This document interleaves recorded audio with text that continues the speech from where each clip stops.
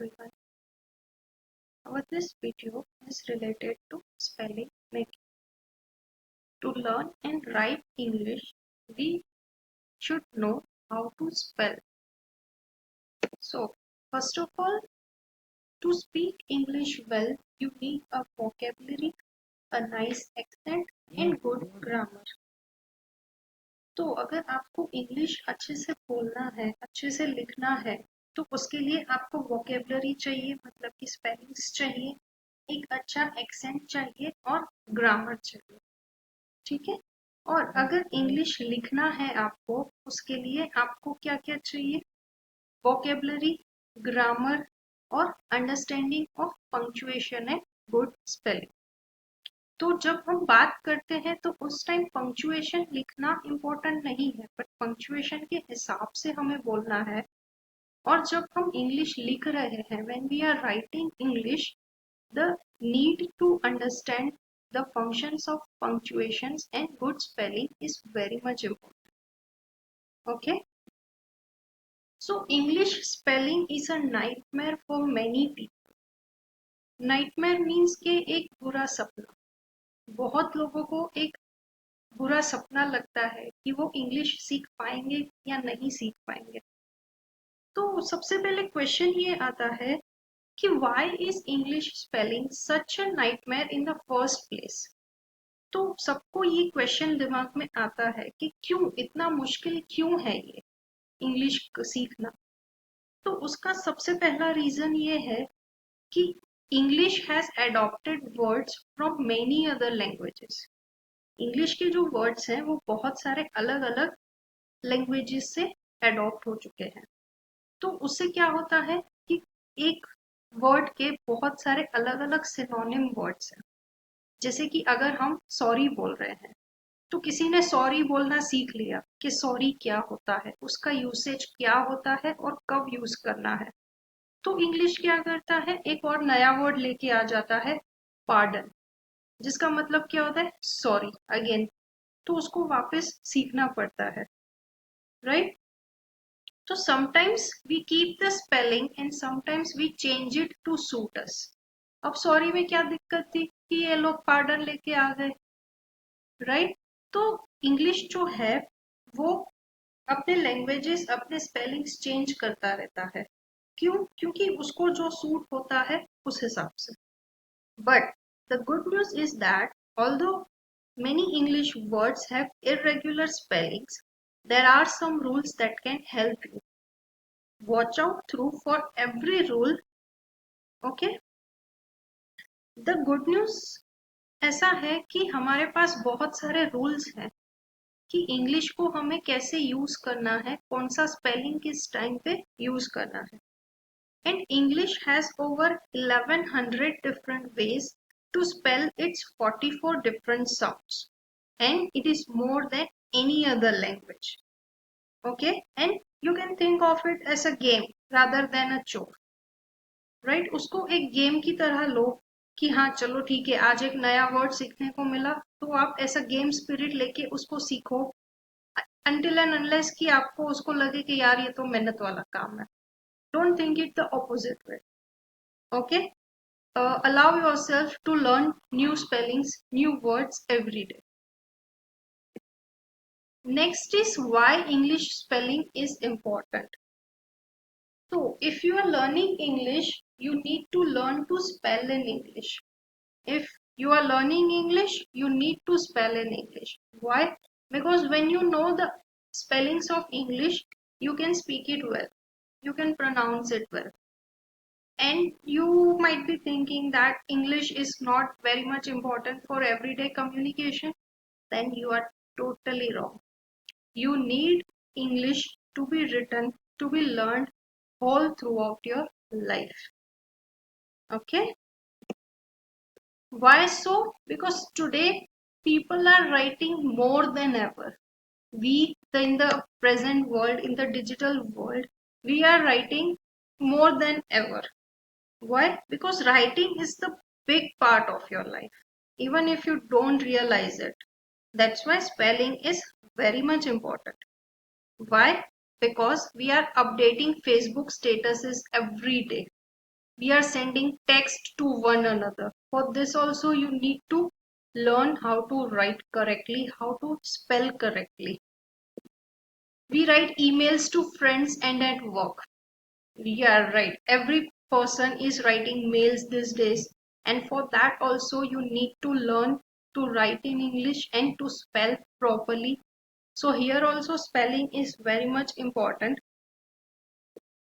We sent out invitations, right? We sent out many different kinds of invitations like housewarming party. You can tell out like, birthday parties, wedding cards and everything. And all these things are going on WhatsApp these days. They are going digitally, right? So for that also you need to know how to write properly, right? So today in this present world हम सबसे ज्यादा लिख रहे हैं, और जो लिख रहा है तो सामने वाला है वो पढ़ भी तो रहा है. So English is both ways. If one person is writing in English, then the other person is reading in English. So इस हिसाब से लिखना भी हो रहा है और पढ़ना भी हो रहा है, राइट? और बोलना भी हो रहा है साथ साथ में. हम बहुत सारी चीजें और भी करते हैं इंग्लिश में, कि हम जो भी अमेजोन से शॉपिंग करते हैं, परचेसिंग करते हैं, उसके बारे में हम रिव्यूज भी लिखते हैं कमेंट्स सेक्शन में, राइट? तो वो रिव्यूज पूरी दुनिया देखती है, तो उसके लिए भी आपका स्पेलिंग सही होना चाहिए, प्रोनाउंसिएशन सही होना चाहिए, राइट? नेक्स्ट थिंग इज कि we write reports. We are also writing reports, okay, and we do many other things that require writing. और भी ऐसी बहुत सारी चीजें हैं जो हम हमारी डे टू डे लाइफ में करते हैं, जिसके लिए लिखना और बोलना बहुत जरूरी है. तो अब स्पेलिंग इम्पोर्टेंट क्यों है? स्पेलिंग इम्पोर्टेंट इसीलिए है क्योंकि हम पहले तो सोचेंगे कि क्यों इम्पोर्टेंट है. हमारे पास तो आजकल सब कुछ है. हमारे पास स्मार्टफोन आ गया, हमारे पास लैपटॉप है, हमारे पास टैबलेट्स भी हैं. We have all the necessary devices to help with spelling correction, right? So one might think, why should I learn English? I have these devices. I can make use of those devices and correct my grammar. But no, because having good spelling skills may seem less important today because of the number of words we produce using a computer, smartphone, or tablet. And these devices have autocomplete and autocorrect options. So, अगर आप word processor भी use कर रहे हैं, Microsoft word, तो उसमें अगर आपने एक गलत स्पेलिंग डाल दिया तो उससे क्या होगा, वर्ड आपको करेक्ट कर देगा, आपको नोटिफाई कर देगा कि आपने स्पेलिंग गलत लिखा है. तो आप क्या करेंगे, वो राइट क्लिक मेनू में जाके जो करेक्ट स्पेलिंग होगा वो आप यूज कर लेंगे, चूज कर लेंगे उसमें से. दूसरी चीज, अगर कुछ और इश्यू आ गया तो डिक्शनरी भी प्रोवाइडेड है, तो आप डिक्शनरी से कर सकते हैं, ठीक है. दूसरा चीज, अगर हम स्मार्टफोन की बात करें तो स्मार्टफोन में भी हमारे पास कीबोर्ड है, बहुत छोटा होता है, बट ऑब्वियसली वो आपको गाइड करता है कि आपने स्पेलिंग गलत लिखा है, ओके. बट उससे क्या होगा कि उसके लिए आपको सबसे पहले ये इम्पोर्टेंट होना चाहिए कि आप जो वर्ड लिखना चाह रहे हैं, जो कन्वे करना चाह रहे हैं, अगर वो ही गलत होगा तो कंप्यूटर आपको वो सॉल्व नहीं करके देगा. तो सबसे पहले आपको क्लियर होना है कि मुझे लिखना क्या है, ठीक है. अगर वो क्लियर हो जाता है, उसमें अगर स्पेलिंग मिस्टेक आता है तो वर्ड या तो कोई भी कंप्यूटर या स्मार्टफोन आपको गाइड कर देगा, okay. But spelling correction tools काम करने के लिए हमको ये देखना है कि हम अपने लेटर्स जो है वो कैसे यूज कर रहे हैं, राइट? तो लेटर्स अगर सही है तो उससे क्या होगा कि आप परफेक्ट होंगे, ठीक है. नेक्स्ट इज कि स्पेलिंग क्यों इम्पोर्टेंट है. तो स्पेलिंग इम्पोर्टेंट है कम्युनिकेशन के लिए, लिटरेसी के लिए और एम्प्लॉयमेंट के लिए. अब कम्युनिकेशन क्यों? क्योंकि जब आप वन टू वन कम्युनिकेशन कर रहे हैं किसी के साथ, तो उस टाइम तो आप अपने डिवाइसेस यूज नहीं कर रहे हैं, आप उस टाइम ऑटो करेक्ट ऑप्शन तो है नहीं आपके पास कि आप बोलेंगे कि अरे यार चलो ठीक है, मैंने गलत स्पेलिंग बोल दिया, तो कंप्यूटर बाहर आएगा और वो आपको नोटिफाई करेगा, राइट? नो, रॉन्ग, वो आपको नोटिफाई नहीं करेगा। तो उसके लिए आपको स्पेलिंग सीखना बहुत इम्पोर्टेंट है। अगर आपको उसका स्पेलिंग पता होगा तो जब आप उसको प्रोनाउंस करेंगे तो वो सही से प्रोनाउंसिएशन होगा। दूसरी चीज क्यों इम्पोर्टेंट है, तो लिटरेसी के लिए, कि अगर हमारा स्पेलिंग सही है तो हमें लोग कहेंगे कि we are literate person, we know how to spell correctly. Okay, and third thing is for employment, because for employment purpose or when you are doing a job in specific field, okay, you cannot use dictionaries. Okay, you can use dictionaries but not at all the times, right? अगर आप कहीं अपने job पे है, ठीक है, वहां पे अगर आपको कुछ बोला जाए कि ये चीज का आप स्पेलिंग बताइए, तो आप उनके सामने तो लैपटॉप या कंप्यूटर लेके वो स्पेल चेक तो यूज करेंगे नहीं, राइट? तो उसके लिए आपको स्पेलिंग आना बहुत जरूरी है। Okay, so even though we have so many devices these days, we have a very much need to learn the spellings, ठीक है? While autocorrect and spelling softwares has become a given in our life, but the importance of spelling hasn't lessened. It's actually never been more important. चाहे हमारे पास बहुत सारे softwares आ गए, बहुत सारे auto correct options आ गए, बट स्पेलिंग का जो इम्पोर्टेंस है वो कभी कम ना हुआ है और ना ही कभी आगे होगा। तो आपको अगर अपना स्पेलिंग इम्प्रूव करना है, ठीक है, तो आप कैसे कर सकते हैं? तो सबसे पहले आप रूल्स जानिए, नो द रूल्स, के रूल्स कैसे होते हैं, रूल सही है या नहीं है। हम रूल्स के बारे में पढ़ेंगे, आगे आएंगे हमारे बहुत सारे रूल्स, तब हम देखेंगे। तो रूल्स जो हैं वो बहुत अच्छे हैं। अगर आप नया वर्ड कोई लर्न कर रहे हैं, कुछ सीख रहे हैं, तो क्या होगा कि आप एवरी टाइम वो रूल्स के हिसाब से चल सकते हैं। ओके, और अगर आपको रूल्स पता है तो आप स्पेलिंग्स भी इजीली बना सकते हैं, right? Second thing is keep a journal. अगर आप अपने पास एक जर्नल रख रहे हैं, ठीक है, जिस स्पेलिंग्स का आपको डिफिकल्टी होता है कि चलो आज ये स्पेलिंग है मुझे नहीं आ रहा है, और आपको उसका एक करेक्ट वर्ड मिला, करेक्ट स्पेलिंग मिली, तो आप उसको अपनी एक जर्नल में नोट डाउन कर लीजिए, ठीक है? तो उससे क्या होगा कि writing the words out over and over again, it will help you to remember them more clearly. Okay, third is learn commonly misspelled words. So some words are so tough to spell that even native speakers get them wrong many a times. So many commonly misspelled words are not words you know need to use often.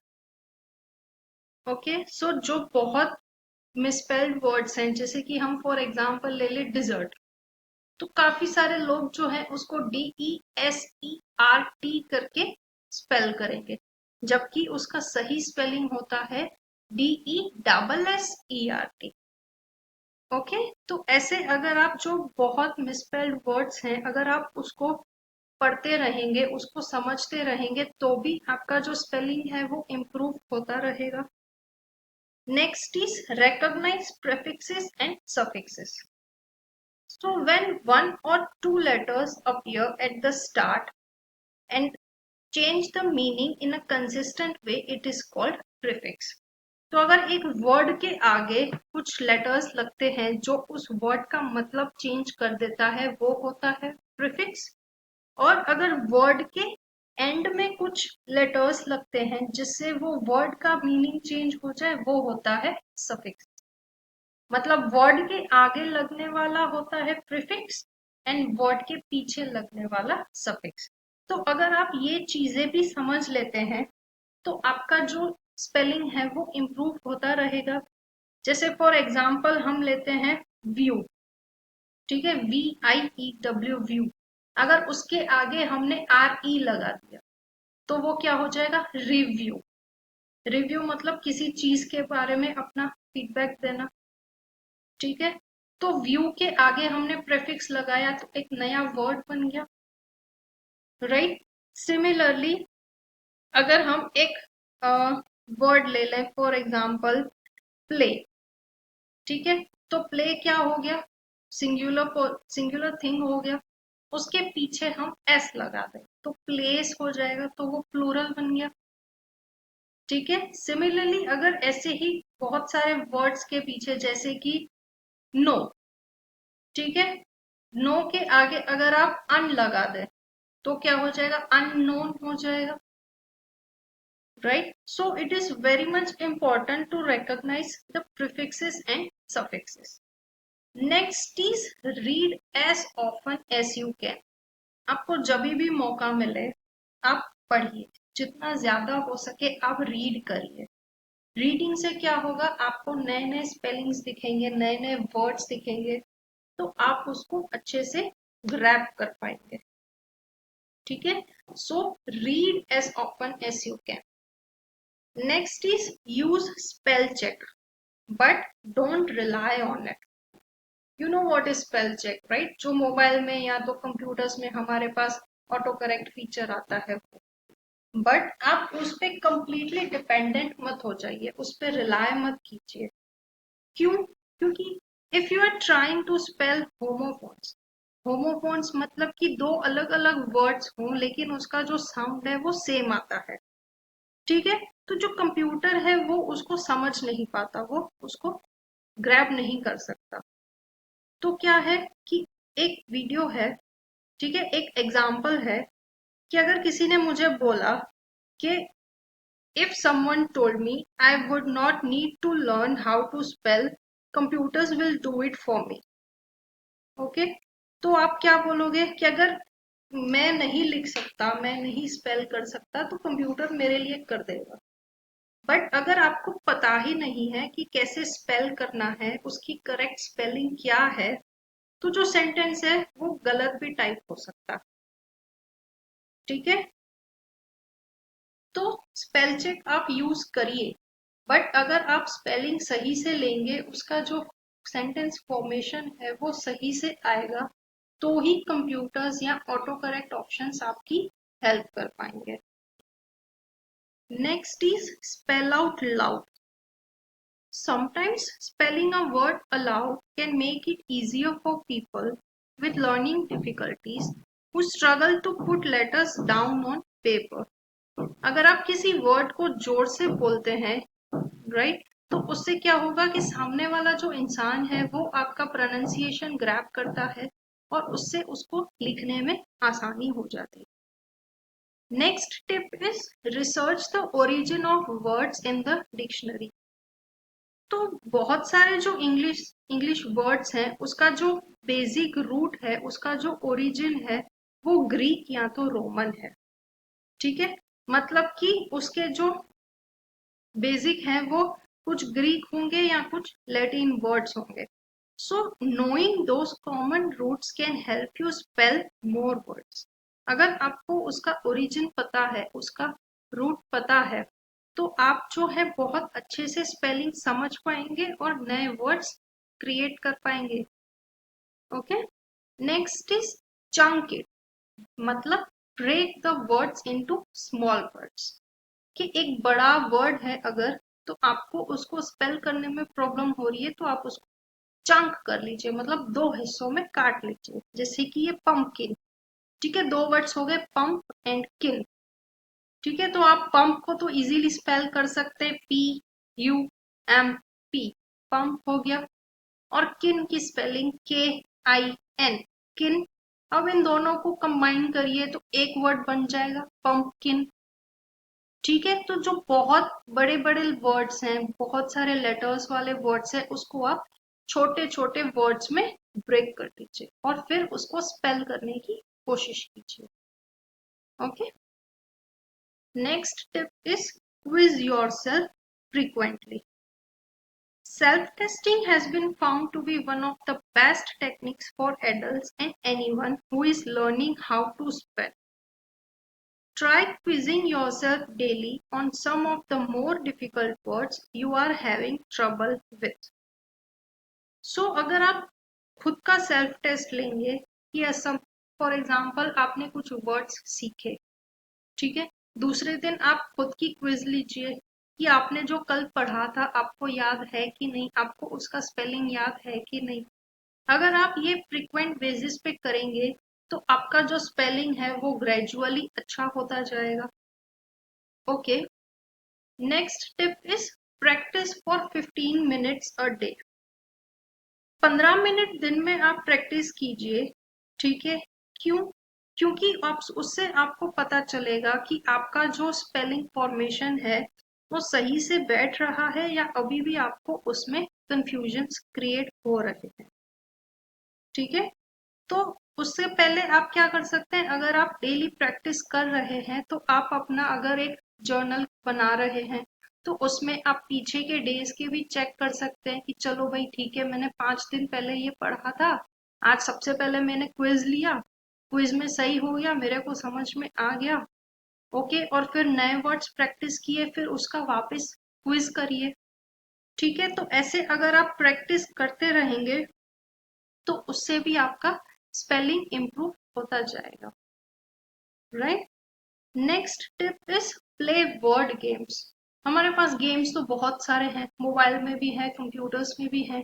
Okay, तो जो word के related, जो spelling के related games है, जैसे कि स्क्रैबल हो गया फॉर एग्जाम्पल, आप वो खेलिए, नए नए वर्ड्स क्रिएट कीजिए उससे, ठीक है।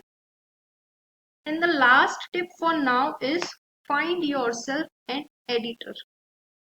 तो अगर आपको नहीं पता कि कैसे उसको स्पेल करना है, क्यों? क्योंकि अभी at this stage you are a poor speller, ठीक है। और जो कंप्यूटर है वो भी सही से काम नहीं कर रहा, क्यों? क्योंकि हमें पता ही नहीं है हमें लिखना क्या है, राइट।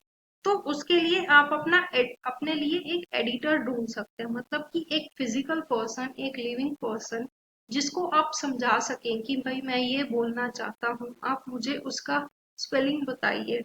तो the person will be happy to help you. Okay, you can do this, right.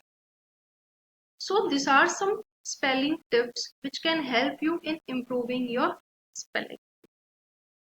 Next is commonly misspelled words. So in addition to words that are hard to spell, English also has a lot of words that are commonly misspelled. Okay, so as I told you earlier that misspellings can happen when two words are spelled in a similar way. Okay, जैसे कि for example हमने बोला dessert and desert, ठीक है। अब ये जो dessert है इसका मतलब क्या होता है, डेजर्ट मीन्स कुछ मीठा, सॉरी, दिस डेजर्ट मीन्स रण जो हम बोलते हैं, ठीक है। एंड दिस डिजर्ट मीन्स कुछ मीठा जो खाने के बाद हम डिजर्ट खाते हैं वो, ठीक है। तो जब कोई डिक्टेशन कर रहा है, जब कोई हमें बोल रहा है तो हमें कंफ्यूजन होता है कि ये वाला जो डिजर्ट है उसका स्पेलिंग कैसे होगा। तो उसके लिए आपको पहले ये क्लियर होना पड़ेगा कि टॉपिक किसके रिलेटेड चल रहा है। अगर खाने पीने की बात हो रही है तो खाने पीने में तो डिजर्ट आता है, मतलब कि ये, ठीक है। तो ऑब्वियसली उसका स्पेलिंग ये रहेगा, राइट। और अगर किसी फॉर एग्जाम्पल जियोग्राफिक लोकेशंस की बात हो रही है, ठीक है, तो वहां पे अगर डेजर्ट है तो ये वाले डेजर्ट की बात हो रही है, राइट। तो यहाँ पे ये कंफ्यूजन होगा कि कौन सा स्पेलिंग हमें सही यूज करना है और कब यूज करना है। Second is double letter combinations and silent letters result in many cases of misspelled words even for seasoned writers. अब इंग्लिश में क्या है, बहुत सारे ऐसे वर्ड्स हैं जिसमें साइलेंट लेटर्स यूज होते हैं, जैसे कि फॉर एग्जाम्पल मैं बोलूँ नो, तो नो का स्पेलिंग क्या है, NO, मतलब कि नहीं। और दूसरा होता है नो, मतलब KNOW, जिसका मतलब नो मतलब जानना, राइट। तो इसमें के क्या है, साइलेंट हो गया, वो साइलेंट लेटर हो गया। तो जो अभी जो नए नए बंदे हैं जो इंग्लिश सीख रहे हैं उनको ये कंफ्यूजन हो सकता है कि ये जो नो है मुझे कौन सा लिखना है, NO वाला लिखना है या KNOW वाला लिखना है। तो जो साइलेंट लेटर्स हैं वो भी बहुत सारे कंफ्यूजन्स क्रिएट करता है और बहुत सारी मिसस्पेल्ड वर्ड्स क्रिएट करता है, right. Misspelling words is also common with homonyms when the wrong spelling is used for the same sounding word in a particular context. अब homonyms क्या होता है? Homonyms मतलब एक ऐसे words जिसका sound same आता है but spelling अलग होती है। जैसे कि for example आप यहाँ देखिए there and there, दोनों का sound same है but दोनों की spelling अलग अलग है। तो यहाँ पे भी मिसस्पेलिंग के चांसेस हैं, राइट। दूसरा है टू, टू एंड टू, ठीक है, ये तीनों का जो साउंड है वो टू आता है बट स्पेलिंग्स डिफरेंट डिफरेंट है, ओके। तो इन सारी चीजों की वजह से जो मिसस्पेल्ड क्रिएशन होता है वो बढ़ जाता है। तो उसके लिए क्या है, हमारे पास रूल्स है, ठीक है। The 30 spelling rules taught in logic of English curriculum. We'll go into the rules in detail, okay, but in the next video, okay. So thank you for now.